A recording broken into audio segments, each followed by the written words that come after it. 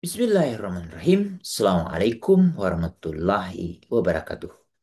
Apa kabar ayahanda dan bunda hari ini?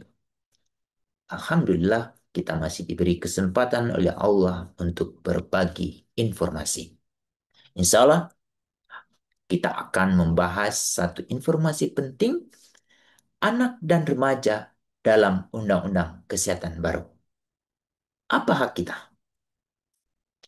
Pernah nggak sih ibu bapak mengetahui apa yang ada di undang-undang ini? Kalau soal kesehatan anak dan remaja itu sebenarnya punya hak apa saja? Apakah cuma soal imunisasi atau lebih dari itu? Hari ini kita bahas sesuatu yang penting banget, tapi sering kita tidak sadari, yaitu Undang-Undang Nomor 17 Tahun 2023 tentang kesehatan. Dan bagaimana undang-undang ini melindungi kita, anak dan remaja. Dan yang perlu ayahanda dan bunda ketahui, undang-undang ini sudah berlaku sejak 8 Agustus 2023. Jadi semua hak ini sudah resmi bisa ayahanda dan bunda tuntut dan nikmati sekarang. Pertama, di pasal 128 menyebutkan setiap anak berhak memperoleh pelayanan kesehatan optimal sejak dalam kandungan. Itu berarti mulai dari masa kehamilan ibu, imunisasi dasar, sampai pemeriksaan kesehatan secara berkala, semuanya harus dijamin. Dan ini bukan cuma tanggung jawab orang tua, negara juga punya kewajiban menjamin layanan itu tersedia dan mudah diakses. Lanjut ke pasal 129. Ayahanda dan bunda perlu ketahui. Remaja berhak atas informasi dan edukasi kesehatan yang sesuai dengan usia dan kebutuhannya. Tidak berhenti di situ saja. Mereka juga berhak atas pelayanan konseling dan kesehatan reproduksi yang aman, ramah, dan rahasia. Contoh, kita bisa konsultasi tentang menstruasi, perubahan tubuh, kesehatan mental, atau relasi sosial tanpa harus merasa malu. Dan yang penting, data anak dan data remaja tidak dibocorkan. Ini menjadi catatan kunci. Di pasal 136 dijelaskan anak dan remaja berhak mendapat pendidikan dan pelayanan kesehatan reproduksi yang menghormati martabat dan menjaga rahasia pribadi. Ini penting banget, apalagi di era media sosial dan informasi bebas. Kita butuh akses yang benar, yang aman, dan yang tidak bias. Biar tidak salah langkah.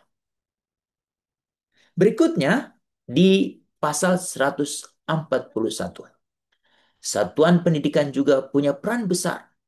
Sekolah wajib menyediakan lingkungan yang sehat dan aman, fasilitas kesehatan dasar, dan yang tidak kalah penting juga perlu didukung oleh layanan konseling yang profesional.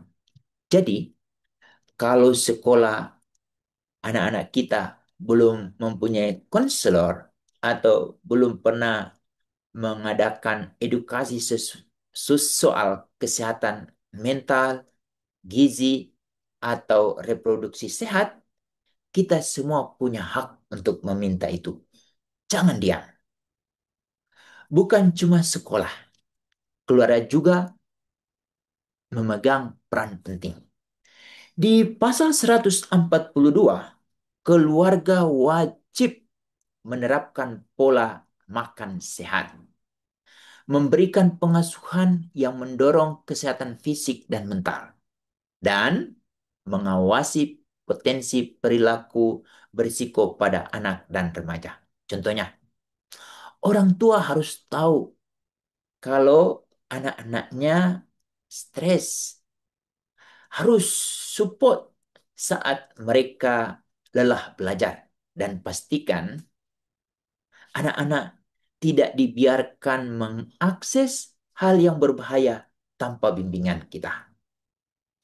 Terakhir, dan ini sangat penting, di pasal 145, pemerintah bertanggung jawab mencegah perkawinan anak.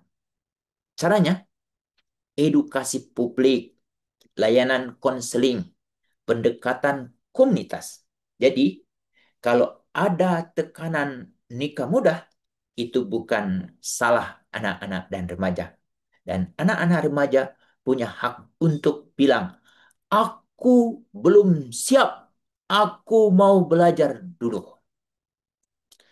Undang-Undang Kesehatan 2023 bukan sekadar pasal demi pasal. Ini adalah tameng perlindungan dan modal masa depan sehat buat generasi kita.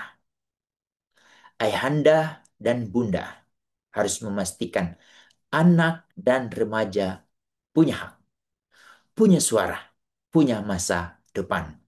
Saya Hamid Patilima, dan ini adalah suara untuk generasi muda yang sehat, kuat, dan sadar hukum. Kalau ayahanda dan bunda merasa informasi ini penting, tolong disebarluaskan ke semua orang.